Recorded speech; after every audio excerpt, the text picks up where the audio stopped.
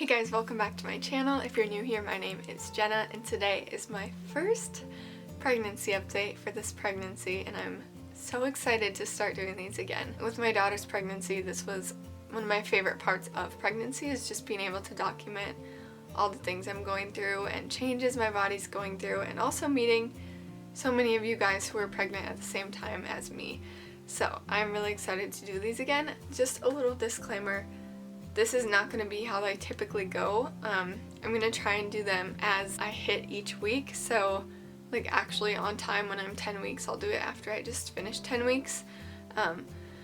But this whole first however many weeks I've known, 6 weeks or so, has been a blur. It's been going by so fast. I was sick sometimes, I was really tired, and I just didn't get to filming any of the updates. So I wanted to at least have somewhere that I can say what I went through these past few weeks.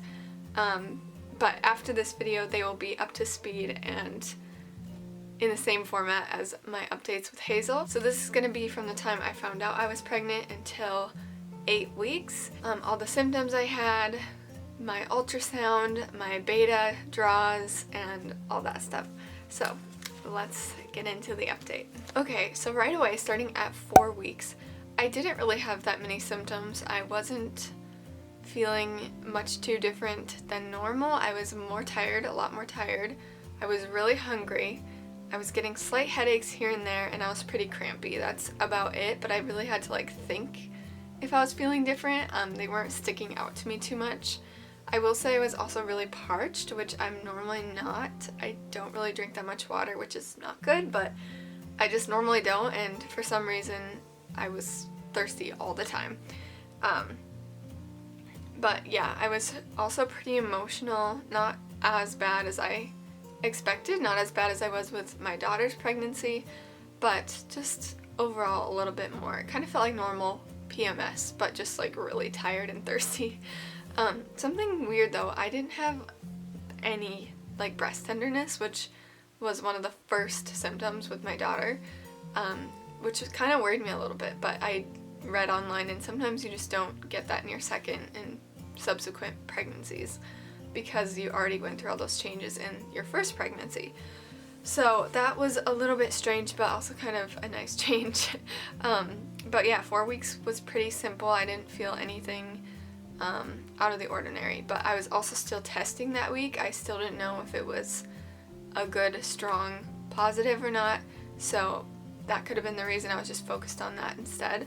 But when we hit 5 weeks, I didn't really gain many more symptoms, but I did go in for my HCG beta draws because I was just not really at peace.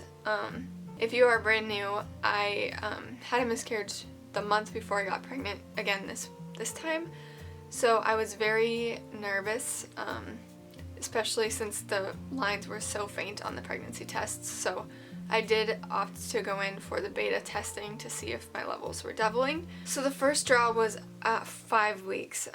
I'll put on the exact date if you're really curious, but the first one was 571, and when I got that, I was sort of bummed.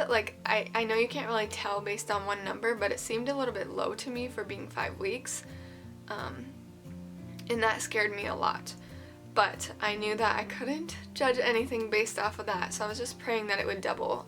If you don't know, it's supposed to double every 48 to 72 hours, and if it doesn't, that's how you know there might be an issue.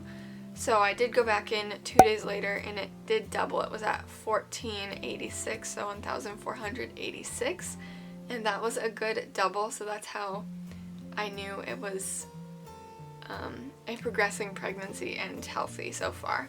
So that was really comforting, and I figured maybe I was just a little bit less further along than I thought, especially with the faint positive tests. Let's move on to 6 weeks. Sorry, we're rushing right through this. I just want to make sure I have everything said that I want to say and remember. So 6 weeks, I was still just really tired, and I was weirded out because I wasn't nauseous yet, and I don't want to keep on bringing up my first pregnancy because you're not here for this pregnancy, but I was really sick with my daughter for quite a while, and I was already sick at 6 weeks by that point, and I wasn't feeling anything barely at all. So that was pretty freaky, but knowing that those betas were good made me feel more comfortable. But I did start to get really bloated in 6 weeks, especially at night. Just like so much pressure and air in your stomach, and it's so uncomfortable, but just one of those fun symptoms, you know. Alright, 7 weeks is when I started to get a little bit nauseous, and I've got to say, I was so thankful when I started to feel nauseous because I was getting really, like, nervous that I wasn't feeling nauseous. Like, to me, that's like the main pregnancy symptom, and since I wasn't feeling that, I was like really stressed out. But it's weird, I really haven't gotten like sick like I did with her. I haven't even thrown up or anything, which praise the Lord, thank you so much for that, because that's a blessing. But I did start to feel really nauseous. I was telling my sister and mom and mother-in-law that this pregnancy has been like a dream pregnancy because I am just sick enough to know that I have high hormone levels, but I'm mostly functional, and yeah, I just it's been going really well, and it was tough for a while when I was nauseous. I mean, there was days that I couldn't really do anything, but nothing compared to what I thought it was going to be like, at least yet. Hopefully not at all this pregnancy, but yeah, it's been a huge blessing, and even this sickness I'm thankful for, just knowing that it's healthy. So also, I was so tired week 7, probably because I was just feeling so nauseous. They just bounced off each other. The more nauseous I was, the more tired I was. The more tired I was, the more nauseous I was.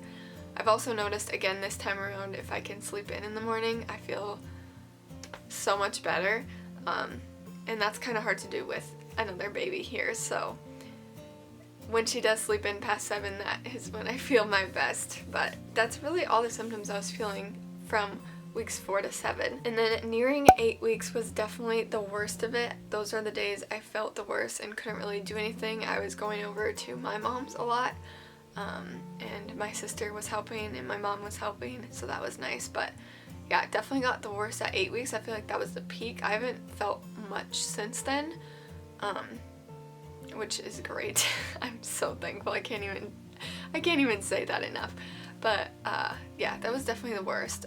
Again, I still didn't throw up, which is so weird, but I couldn't eat anything. Like, everything sounded so nasty, everything smelled so nasty, and it would make me cry and just feel so disgusting. So disgusting.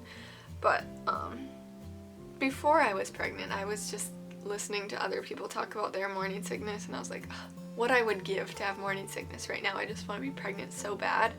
So I have been trying to remember that this whole time, that no matter like if I feel sick or feel any not fun symptoms, I longed so badly for this, and I don't want to take any of it for granted. So I am very thankful. During 8 weeks, I still had a lot of bloating, some nauseousness, and I had to pee a lot. I would actually wake up to pee, and that normally doesn't happen, but I was waking up like 1 or 2 times a night just to go to the bathroom. So that has been kind of strange because normally I don't go to the bathroom that often, but I suppose it's also because I've been so thirsty lately too. At 8 weeks, I also had my ultrasound, and I will insert some pictures from that, but they kind of confirmed that I am a little bit less further along than I thought, but they're still keeping my due date at the same day.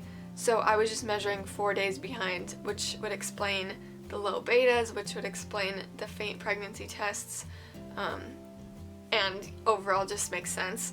So I think just after having that miscarriage, and not having a full cycle after that, I may have just ovulated later than normal. So I am 4 days behind, but they're keeping my due date at the same date, which is April 26th. Baby had a strong heartbeat, which made me cry. I was so nervous to go to that ultrasound. Just everything seems so much different than my first pregnancy. I'm not as naive. I know bad things can happen, and I have been through not fun things with pregnancy, so I'm savoring every piece of good news that I get, and every moment I get to keep this baby with me. So it's just been a lot different, and seeing that heartbeat was very reassuring. They didn't tell me the heartbeat rate, which I'm kind of bummed about because I wish I would have known. but that's okay. I'll get to hear the heartbeat in 2 weeks probably anyways, so we'll see then. But for now, that is all for this update. I think I'll have one more update that I'm a little bit behind on, and then after that they'll be caught up to speed. So if you are pregnant as well, we'll be caught up to speed soon. Or if you're just watching these for fun and you want to be like along with me. Right now I'm not actually 8 weeks pregnant, I'm 10 weeks, but we'll catch up soon. If you're watching this because you're also pregnant, I would love to hear how far along you are in the comments, and just tell me about yourself. Tell me about your pregnancy. I'd love to message with you on Instagram, so I'll put it on the screen here. And yeah, feel free to find me on there. I try to answer every message because I don't really have that many followers, so I definitely have time to answer my messages, at least eventually. I'm not the best at answering right away, but I will see your message most likely, so feel free to message me on there. And yeah, that's it for this update. I'm excited to do these again. I'm so excited to be able to document and have this opportunity. I also want to throw in a quick thank you so much for 1,000 of you subscribing. But thank you so much for anyone who subscribed or comments or likes or just watches my videos. It really means a lot to me. I really feel like you're my friends and I tell you guys everything, so it's just fun when we have more of you join in. So but yeah, that's it for this video. Thank you so much for watching, and maybe I'll see you back next time. Bye!